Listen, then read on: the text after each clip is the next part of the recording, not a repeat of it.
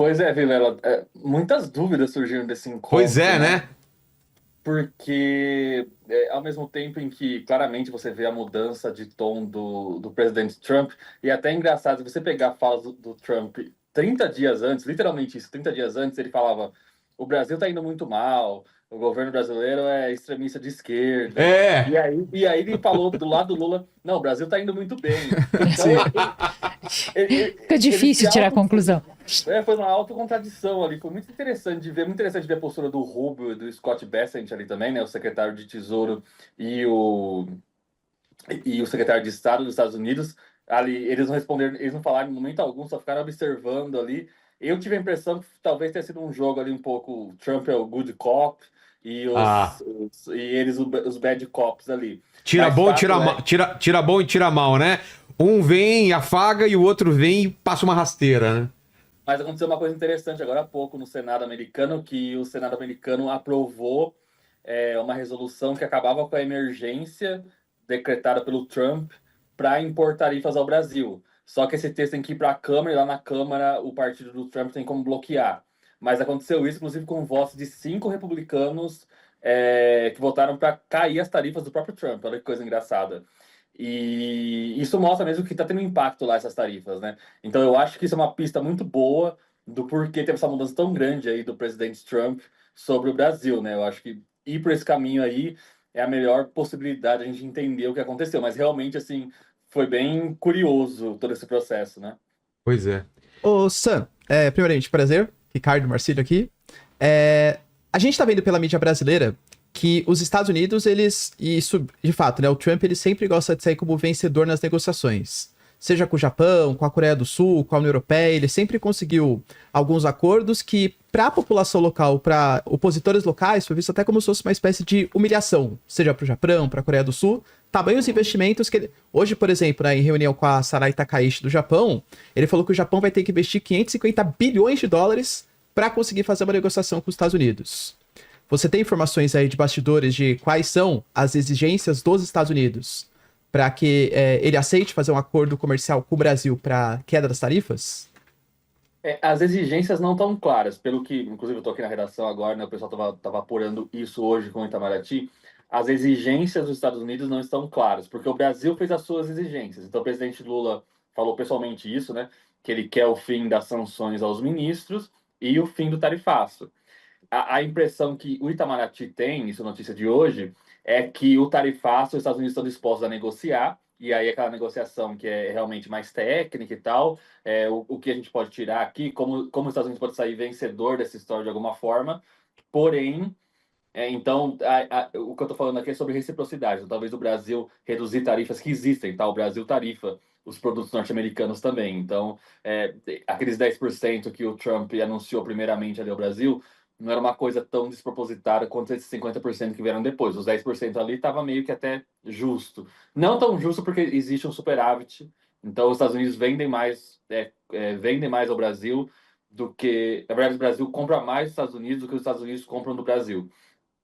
Mas, independentemente disso, eu não consegui ouvir, e aqui em Brasília tem muito disso, né? Então, assim, um jornalista que trabalha com tal, apura com tal fonte, outro com tal fonte, eu não ouvi de ninguém uma sinalização de que, por exemplo, a lei Magnitsky contra o Alexandre de Moraes esteja de fato sendo negociada como algo sério dos americanos, assim, que os americanos estejam colocando isso como uma possibilidade de ser derrubado. Então, eu acho que é possível a gente ver, sim, um acordo comercial diminuindo as tarifas em, sei lá, 20%, 30%. E aí eu acho que a gente vai ver isso, inclusive, por desespero aí de algumas pessoas, a gente vai ver o presidente Lula indo até a Casa Branca assinar esses acordos aí. Eu acho que isso vai acontecer em novembro. É, porém, a questão das sanções aos ministros, principalmente com relação ao Alexandre de Moraes, eu acho mais difícil, porque aí é uma questão muito individual. Então, você sancionar um ministro do STF, você tirar o visto de outros ministros, é uma questão até de soberania, né? O Brasil está falando tanto de soberania, mas visto é uma questão soberana, né? Um país pode decidir quem entra nos Estados Unidos e quem não entra, né? Mas a questão das tarifas, como está machucando os americanos, de fato, ali o café subiu muito, outros produtos também. Então, essa negociação, acho que é muito mais no sentido assim, olha, vamos tirar as tarifas aqui, mas vamos fazer de um jeito que pareça que o presidente Trump venceu isso aí. O presidente Trump colocou as tarifas, o Brasil veio negociar e agora a gente conseguiu aí um meio termo bom para os dois. Mas ainda me chama a atenção, isso é uma coisa que eu não tenho uma explicação, assim, não consegui descobrir, a aparente, eu não sei, simpatia pessoal do Trump pelo Lula. Chegou a mandar feliz aniversário a bordo do Air Force One, assim. Teve petista que não mandou feliz aniversário, não postou feliz aniversário pro Lula, mas o Trump postou, né? Então tem algumas coisas aí que ainda estão até um pouco mal explicadas, eu diria, mas da relação à negociação comercial, eu acho que é isso que a gente vai ver nos próximos dias aí. Meu chute seria esse, pelo menos. Foi um encontro cercado ali de simbolismo político, mas eu queria saber, na sua opinião, Sam, se você acha que, de repente, o Trump está tendo um novo olhar para a América do Sul, ou ali só fez realmente, só fez parte do jogo, todo esse afeto que a gente viu aí nesse encontro? Uma coisa que é interessante, e aí é um pouquinho de apuração, porque eu estava lá nos Estados Unidos durante a Assembleia Geral da ONU, depois eu fui para Washington, né, cheguei a ficar uns dias ali na Casa Branca, e de fato o que acontece é o seguinte, a atuação da China aqui na América Latina assustou muito essa administração Trump. Por quê? Porque o Trump já foi presidente e aí a China tinha uma atuação aqui. Aí o Trump não foi mais presidente, e quando o Trump foi eleito, eu estava lá em Washington também, e eu vi, e aí eram deputados republicanos, né, senadores, na verdade. Então, o que eles falaram é o seguinte, olha, eu acho que com relação ao Brasil é ficar de olho nas relações com o Irã e com a China. E a impressão não, falando com outras fontes aí dentro da Casa Branca mesmo, nessa semana que eu passei lá, o que eu ouvi é o seguinte, que foram uns meses isso, porque não era uma prioridade do governo americano, mas principalmente o Departamento de Estado, ali chefiado pelo Rubio, percebeu o quê? Que a China aumentou muito os seus tentáculos, esse foi o termo que eles usaram lá, tá? Os seus tentáculos na América Latina, especialmente no Brasil. Por quê? O Brasil é o maior país da América Latina, é muito grande, tem muitos recursos naturais, tem essa conversa, mas não é o principal. É uma questão de influência, então talvez essas ações do governo norte-americano, meio que ali influenciados, né, recebendo informações do Eduardo Bolsonaro, do Paulo Figueiredo, foram tomadas por um motivo mais ideológico, porém eles perceberam que estavam afastando um país muito importante para bloquear essa influência chinesa. Então, acho que até por isso que o Marco Rubio está nesse bonde, ele está de fato participando das negociações, apesar de ele ser muito crítico à esquerda latino-americana e ao Lula, até o Lula pessoalmente, né? Então, isso de fato eu ouvi lá, eu achei muito interessante, porque é uma coisa que as pessoas não estavam falando tanto.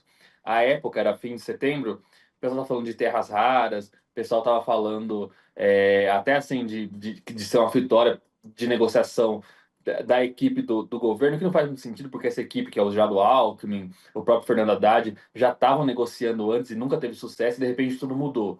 Então eu ouvi isso lá, achei interessante, porque realmente faz mais sentido. Então, se as suas ações estão afastando um parceiro importante para o seu rival, né? Não vou chamar de inimigo, mas alguns consideram a China até inimiga dos Estados Unidos, né? Então você pode reavaliar, mudar a rota para chegar ao meio termo ali que não afaste esse país importante, mas você mantém ali ainda alguma coisa relacionada mais ideológica para marcar posição, né? Então, por exemplo, não é uma invenção dizer que existiram decisões do ministro Alexandre de Moraes que extrapolaram a jurisdição e tentaram, de fato, notificar cidadãos americanos nos Estados Unidos, assim. Soa absurdo para a gente, lá soa ainda mais absurdo, porque é uma tentativa mesmo aí de interferência, né? Então, tem essas questões pontuais que eu não vejo razão para o governo americano chegar e falar, não, vamos deixar isso para lá e acabou. Mas com relação às tarifas e com relação a reaproximar do Brasil, eu acho que é algo bem viável de acontecer e a gente está vendo acontecer, né? Tem gente em negação aí, mas não tem como negar o que a gente viu, principalmente no domingo e na segunda, né? É verdade. Sam, obrigado demais aí pela tua participação e iremos te convocar mais vezes aí quando a poeira não abaixar, enquanto a poeira não abaixar aí. Obrigado demais. Valeu, Vilela, sempre um prazer, um abraço. Onde o pessoal te encontra? Twitter, @SamPuncher e no Instagram, @SamuelPuncher com CH.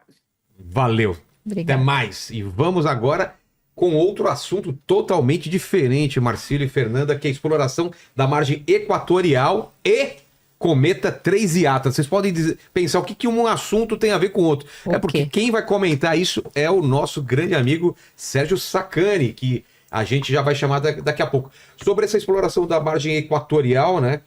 O que a gente pode falar? Então, Vilela, O Brasil, ele tem um litoral que é muito rico, a gente até apelida de Amazônia Azul, porque tem um território muito parecido com o território da Amazônia, são mais ou menos 4 milhões de quilômetros quadrados. Tem uma biodiversidade gigantesca e grande quantidade de recursos naturais. Quando a gente pega na América do Sul, você percebe que a Venezuela tem petróleo, que a Guiana tem petróleo, que o Suriname tem petróleo, são todos países vizinhos, e quando você vai chegando, chega ali na região do Amapá, no Nordeste brasileiro. Então o Brasil começou a fazer prospecções, começou a fazer pesquisa, aliás, identificou que existia um potencial de uma enorme reserva, que é a tal da margem equatorial. Só que para realizar as pesquisas precisava de autorização do Ministério do Meio Ambiente, do IBAMA, e demorou para ter essa autorização, né? Alegando os riscos ambientais, de possível vazamento. Então a gente tem esse embate hoje. A margem equatorial, se de fato forem comprovadas as reservas, ela pode quase que dobrar a capacidade de produção de petróleo do Brasil. As estimativas indicam que o Brasil pode se tornar o quarto maior produtor de petróleo do mundo, só sendo superado pelos Estados Unidos, pela Rússia e pela Arábia Saudita. E claro que pode trazer riquezas importantes. Claro. Porque assim, a gente fala, mas o mundo está passando por uma transição energética. Mas não é bem assim também, não é bem né? assim, né? Teve um recuo, né? Exatamente. E mesmo que esteja essa transição, não dá pra falar de hoje a transição já acontecer. O petróleo é utilizado para plásticos, borrachas, combustíveis e por aí vai. Mas os ambientalistas alegam que, por mais que não esteja na foz do Rio Amazonas, ele está mais ou menos ali a uns 500, 400 quilômetros da foz do Rio Amazonas, um possível acidente com essa exploração de petróleo poderia impactar numa área do Brasil que conta com mais ou menos 80% dos nossos manguezais. E os mangues, eles são super importantes para a reprodução das espécies marinhas. Então, qual que é a crítica dos ambientalistas? Mesmo estando muito longe, um eventual acidente, mesmo que a Petrobras não tenha um histórico de acidentes, um eventual acidente poderia comprometer a parte ambiental. Além do que, do ponto de vista geopolítico, o Brasil, por exemplo, está liderando uma COP30 agora. Essa COP30, o Brasil vai falar de transição energética, financiamento de países ricos para mudanças nos países subdesenvolvidos, ao mesmo tempo que a gente explora a margem equatorial. Então isso poderia abrir um contexto até um pouco hipócrita, exatamente, do Brasil, né? Que tenta liderar uma transição energética, mas explora a margem equatorial.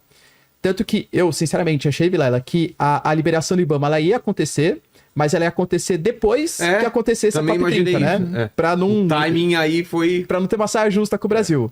Mas acabou tendo essa liberação. Seja bem-vindo, Sérgio Sacani. Tudo bom? Opa, estão me ouvindo bem? Sim. Claríssimo. Beleza, prazerzão falar aí com vocês aí, grande Marcílio aí, tudo bom, cara? Saudade. Fala aí, Sacani, saudade. Tá a Fernanda aqui também. Prazer, Sacani. Prazerzão, Vilela, e aí, beleza? Beleza. E aí, explica pra gente, a gente não tem direito de ganhar um dinheirinho também? Só os outros? Não, temos que explorar sim, não, vai explorar, né? Vocês estavam falando da data aí, o problema da data é o seguinte, né? O que vai acontecer agora é que nós vamos fazer um poço exploratório só, tá? É um primeiro poço. Toda vez que se descobre uma reserva de petróleo, você tem que fazer um poço exploratório para você poder calcular ali a vazão, um monte de coisa. Tem um problema seríssimo no mundo que os navios que fazem esse poço aí, primeiro que são pouquíssimos, e segundo que eles têm uma agenda extremamente ocupada. Então, assim, por que tinha que sair agora? Eu vi que vocês estavam falando aí, né? Saiu antes da COP30 e tal. Porque você não sai agora, o navio que vai fazer a perfuração lá, ele está parado lá já faz um bom tempo. Ele já foi reservado e ele já estava lá, o navio sonda que a gente chama. E tipo, ou era agora, ou ele ia embora, e a gente só ia poder ter esse navio aqui de volta, sei lá, daqui uns 5 anos, entendeu? Então tem essa problema dessa logística na perfuração de poço exploratório, ela depende de um navio muito específico e que tem uma agenda extremamente requisitada pelo mundo todo, tá? Então é por isso que saiu agora, e ainda bem que saiu, porque se não saísse agora, a gente ia demorar. Todo o problema aí, né, para explicar para o pessoal, é o seguinte, né? Por que tinha que ser agora também?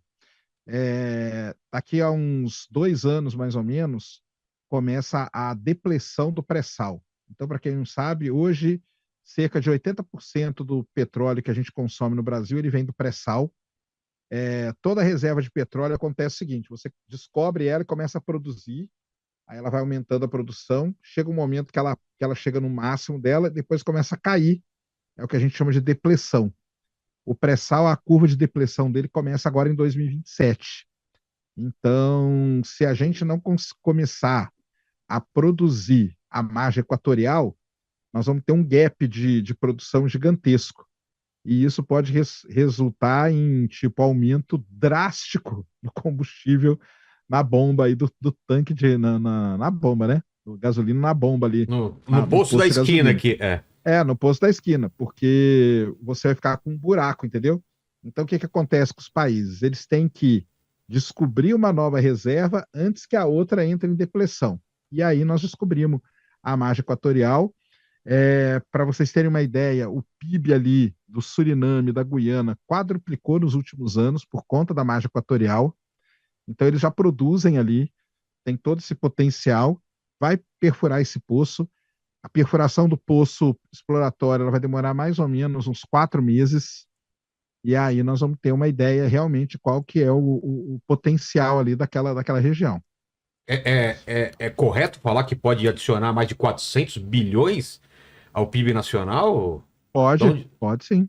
Caramba. O PIB do Brasil o Amapá vai se tornar um dos estados mais ricos do Brasil por causa do royalties do petróleo. Então tem várias consequências aí. O pessoal, tem muita gente, vai modernizar, vai colocar a população, porque nós estamos falando do Amapá ali, né? Que mora pouca gente, né?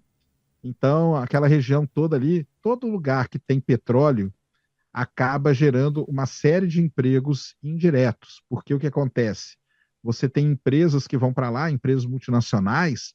Então, primeiro você tem que instalar a empresa, depois tem que ter restaurante, tem que ter hotel, tem toda uma infraestrutura que é desenvolvida na região para que você possa explorar aquele petróleo ali. E o Amapá vai acontecer isso com ele. Então, os próximos anos aí vão ser interessantes. Ô, Sacani, já tem algum tipo de noção, pesquisa em relação à qualidade do petróleo? Ele é um petróleo mais fácil, mais difícil de ser explorado que o pré-sal? Ele é mais fácil do que o pré-sal. O pré-sal é muito difícil. Ele é bem mais fácil que o pré-sal. A qualidade dele é boa, tá? Então, assim, ele é um petróleo realmente muito bom ali. É uma região muito boa. Todo o drama aí que rolou, né, com o negócio do IBAMA, lembrando que isso aí demoraram anos, viu, pessoal? Foram anos e anos de briga que a Petrobras está com o IBAMA por conta dessa licença aí ambiental. Na verdade, por que o navio está lá? Porque o IBAMA tinha liberado a licença há uns 2 meses atrás. E aí depois travou a licença de novo. Só que aí, para não devolver o navio, que seguraram o navio. E esse navio é caríssimo, tá? É milhões de dólares por dia que você paga para ele ficar parado ali, porque a agenda dele é extremamente requisitada. É um petróleo bom, é um petróleo que está mais raso, o petróleo do pré-sal, explora ali os reservatórios, né? Estão a cerca de 7 quilômetros. O pré-sal tem todo um desafio tecnológico muito grande que a Petrobras teve que vencer para poder furar aquilo ali. Agora, a margem equatorial não, é bem mais fácil, é bem mais tranquilo de perfurar. Por isso que é estranho, né? Porque a chance de ter um acidente é muito pequena. Mas o IBAMA encheu o saco da Petrobras aí, anos. Fica a dica aqui, o dia que vocês não tiverem absolutamente nada para fazer da vida, vocês vão na TV Senado ou na TV Câmara e peguem lá, porque tem todas as audiências públicas dos últimos anos sobre a exploração da margem equatorial. Vão lá e vejam o que o seu político, não importa o lado, o tipo, nada, o que o seu político fala. Você vai ver lá perguntas que são assim, cara, que você não faz ideia. Você acha que você está num mundo pós-apocalíptico. Pois é. Pergunta que os deputados fazem. Um deputado lá, só para você ter uma ideia, num momento lá da audiência, ele chega pro cara da Petrobras e fala assim, mas vem cá, quanto da mata que nós vamos desmatar para explorar esse petróleo? Não. Sim. Aí o cara, não, tá lá no meio do mar. Não, o pior é o depois. Aí o cara da Petrobras fala, não, é uns 200 quilômetros da costa brasileira. Ah, é no meio do mar? É no meio do mar. Então explora isso aí de uma vez. Sim, vai derrubar árvore, então beleza. Cara, eles não estão nem aí, eles não sabem. Então, assim, assistam. Vale a pena você assistir. Eu assisti todas lá, então tem tudo no YouTube aí. É só pegar a TV Câmara ou TV Senado, tem as audiências públicas lá todas. Mas ó, aproveitando, já que ele está fazendo essa brincadeira, eu queria saber do Sacani se é possível a gente conciliar, então, esse crescimento econômico mais manter aí uma preservação ambiental. Qual o Não, mas a impacto, né, real? Petrobras É. Não, assim, não tem impacto nenhum, tá, pessoal? Ah, é? Assim, não tem impacto. Então A por que Petrobras, ela vai ficaram fazer... Então enrolando? por que que Por foi ficaram tanta enrolando? essa Então, da demora? onde que veio? Ah, Então, vamos lá, da onde que veio toda a confusão? A confusão é a seguinte: se por acaso, enquanto a Petrobras estiver furando um poço, der algum problema e esse poço explodir alguma coisa, se isso acontecer, óbvio que existe o risco, óbvio que existe. Se isso acontecer, existe uma pequena possibilidade do óleo sair dali e ir em direção à foz do Rio Amazonas. A grande bronca deles tem a parte do manguezal aí que o Marcílio falou, mas ali também tem muito coral, né, essa coisa toda, e o pessoal tem medo do petróleo ali. Então, a única bronca deles é isso. O que que a Petrobras já fez? Vamos falar aqui. A Petrobras, ela tem um plano perfeito para o que acontecer. Eles apresentam tudo nessas audiências, mas eles conseguem chegar na plataforma rapidamente e retirar as pessoas. A Petrobras explora no meio da Amazônia petróleo, tá? Para quem não sabe, tem o campo do Rio Urucu, Huc-Luc, que a gente chama, Rio Urucu e leste do Rio Urucu. A Petrobras construiu um gigantesco zoológico lá para preservar a fauna daquela região. Isso ela já construiu ali no Oiapoque, tá? O Oiapoque vai ser o ponto ali do, da onde eles vão sair, né, para fazer todas as operações. E o Cabo do Orange também, são os dois lugares ali no Amapá que eles vão usar, é o Cabo do Orange e o Oiapoque. Então eles já construíram ali todas as instalações para preservação da fauna, para fazer pesquisa também com a fauna dali, manguezal, coral e tudo mais. Toda a parte de atendimento, eles estão levando para lá todo o que eles têm de mais moderno hoje para contenção de vazamento de petróleo. Então, assim, lembrando, né? Isso é se acontecer um acidente, coisa que um acidente desse tipo com a Petrobras não acontece há muitos e muitos anos, tá? Lembrando que a Petrobras ela é líder mundial em perfuração de poço em água profunda, é a maior tecnologia do mundo é da Petrobras, ela é premiada no mundo inteiro. Então, o que é estranho dessa confusão toda é que você vê um órgão do governo, que é o IBAMA, batendo num outro órgão do governo, que é a Petrobras, entendeu? E Pois eles é. se degladiando ali, porque é o IBAMA duvidando da excelência que a Petrobras tem na perfuração de poço de petróleo em água profunda. Então, assim, não tem muito. Assim, obviamente que tem risco. Há risco de explodir um poço? Tem, mas não acontece há muitos anos. Então, assim, não vai acontecer nada. Se o poço furar e não explodir, o petróleo é produzido sem fazer nenhum problema. Não causa problema nenhum, absolutamente nenhum. Pô, Tá? foi por causa de um C, então? O problema é esse. Aí o que Assim, o IBAMA se faz? se minha mãe IBAMA, fosse, se minha mãe fosse homem, eu não tinha nascido também. Então, é mais ou menos isso. É. O IBAMA, o que ele faz? Ele fez um questionário, a Petrobras respondeu esse questionário várias vezes até, só que tinha perguntas ali que eles não aceitavam e tal. No final das contas, tá? O que estava rolando ali era uma briga política. Isso é que estava acontecendo. O Lula interviu, né, em todo esse processo aí, durante vários momentos teve a intervenção do Lula. Ele chegou a trocar o presidente da Petrobras, ele acho que mexeu no IBAMA também, para tentar resolver isso, porque, obviamente, que ele quer que produza, né, que ele quer que produza esse petróleo, porque não tem como, né, cara? A gente não pode deixar isso aí escapar. Então, ele interviu e uma coisa, né? Em todos os discursos que ele fazia publicamente, em vários lugares, ele sempre era perguntado sobre isso e ele sempre falou: nós vamos fazer, nós vamos produzir a margem equatorial e tal, não sei o quê. Então, ele teve que intervir porque os dois estavam brigando e muito claramente era uma briga política que estava acontecendo ali, dos dois órgãos, e aí, com a intervenção do Lula, resolveram a parada. Ô, Sacani, só um comentário até complementando. Quando você observa a dinâmica das correntes marítimas, a que passa por ali é a corrente das Guianas. E a corrente das Guianas, a tendência é que nem leve para o litoral da Amazônia, né? A tendência é que a corrente das Guianas, ela vai em direção ali à região do Caribe e tal. Cari, exatamente. A gente tem, né? Eu já vi as simulações de fluxo que foram feitas, e, na verdade, a maior parte do óleo vai para o Caribe. Ele não vai para ali para a foz do Rio Amazonas. Então, mesmo que aconteça algum problema, esse petróleo vai para longe também, tá? Uma coisa que não vai acontecer também. A Pois Petrobras, é. ela não vai perder um poço ali, tá? Pois é. Então, Sacani, Sacani, sobre esse assunto, você quer comentar mais uma coisa? Senão eu estou eu quero saber sobre Vamos falar, vamos falar. Vamos falar. Eu só queria que você bloqueasse aqui, por favor, alguém que tá falando que o Vilela ajudou a juntar o pré-sal. Estão me chamando de velho aqui. O Márcio Gonçalves, bloqueia esse cara. Vilela ajudou a juntar o pré-sal. Pode bloquear aí. E o Sacani tá rindo, cara. Olha só. Por que será? O que será que ele quis dizer com essa risada? É que você não sabe. O pessoal me chama de velho e ficam falando essas coisas. Ah, é nada. Mas Sacani, eu baseado... Mas só para terminar essa parte tá. aí, então, vai perfurar.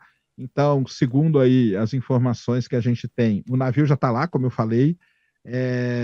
O IBAMA aceitou tudo direitinho. E a perfuração, só lembrando, tá, pessoal? Deixar bem claro, não vai começar a produzir agora. Os próximos passos vai furar um poço, que a gente chama de poço exploratório. Tá. Aí você coloca ele para fazer um teste, a gente chama teste de longa duração. E aí, com esse teste de longa duração, você confirma que ali tem petróleo, primeiro, obviamente. Depois, que aquele petróleo ali ele é economicamente viável. E aí, com tudo isso, você vai montar um plano, uma estratégia de produção. Isso vai acontecer depois. Mas então vai começar a perfuração agora. A perfuração deve demorar uns 4 meses. E aí nós vamos acompanhando aí. Então, fiquem acompanhando para a gente poder ter. Eu estou vendo o pessoal falar aqui do negócio do Petrobras, né? A gente tem que separar, pessoal, duas coisas da Petrobras, tá? Uma coisa é o corpo técnico da Petrobras, tá? Que são pessoas, assim, de altíssimo nível que tem lá dentro, entendeu? Os geólogos, os engenheiros de petróleo, geofísicos e tudo mais.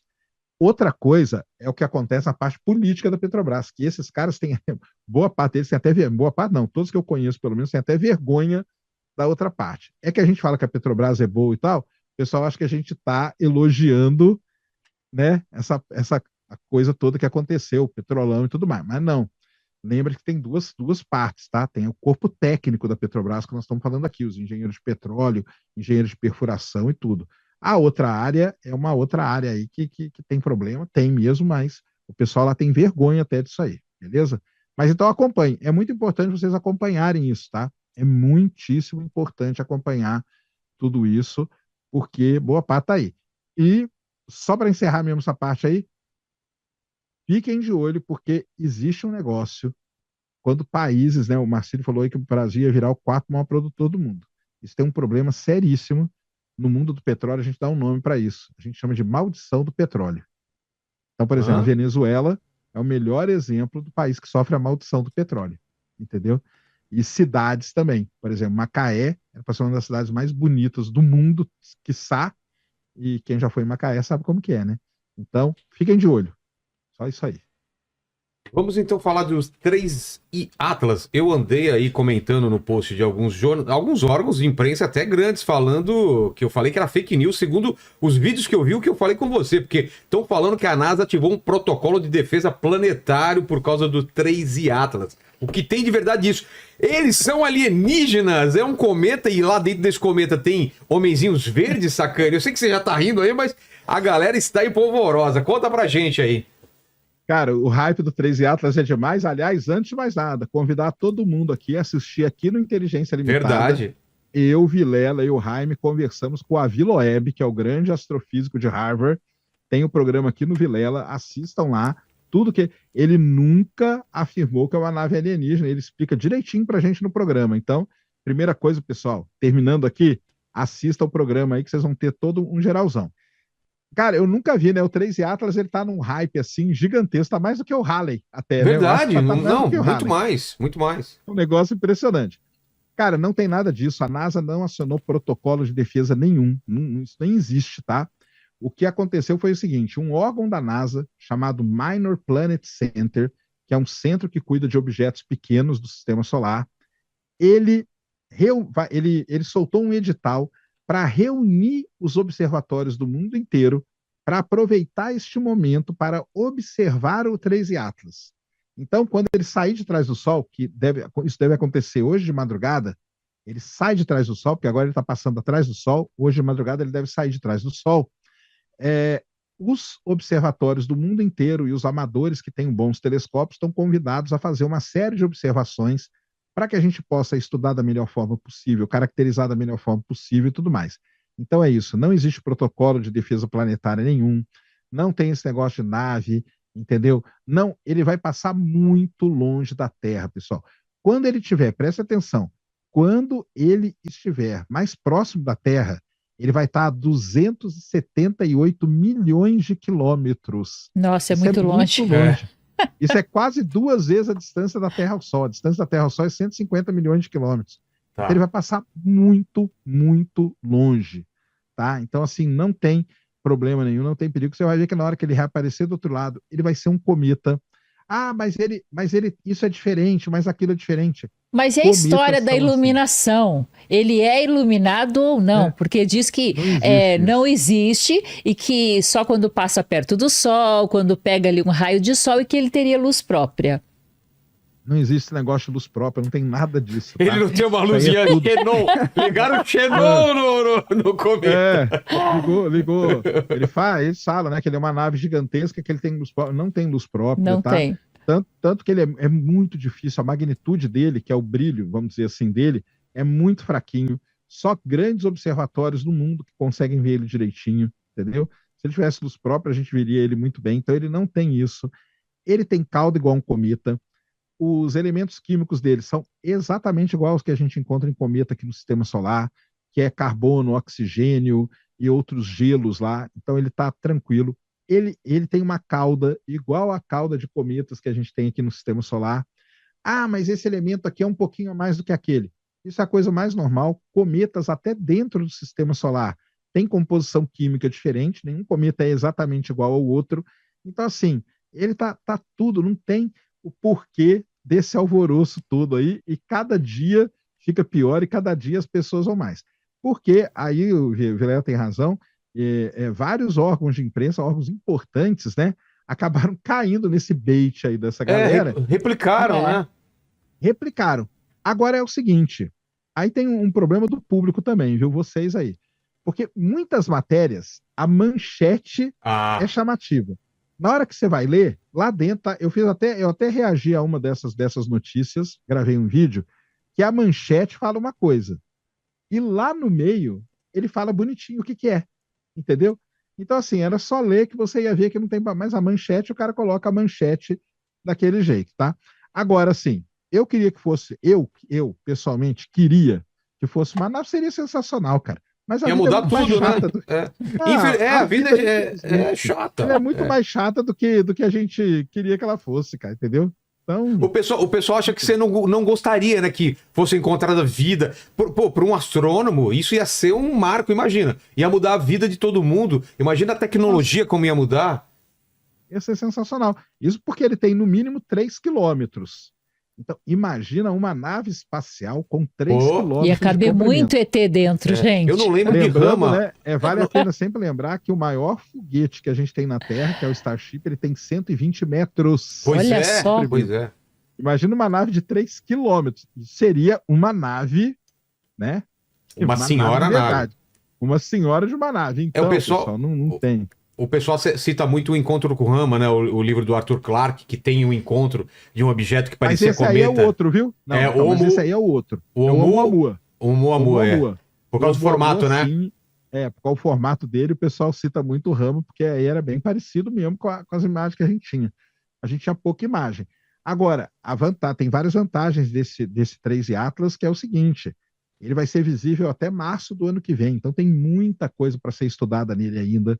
Ele vai passar perto de Júpiter, ele vai passar perto de algumas sondas espaciais que vão poder fazer imagens muito boas dele, tá?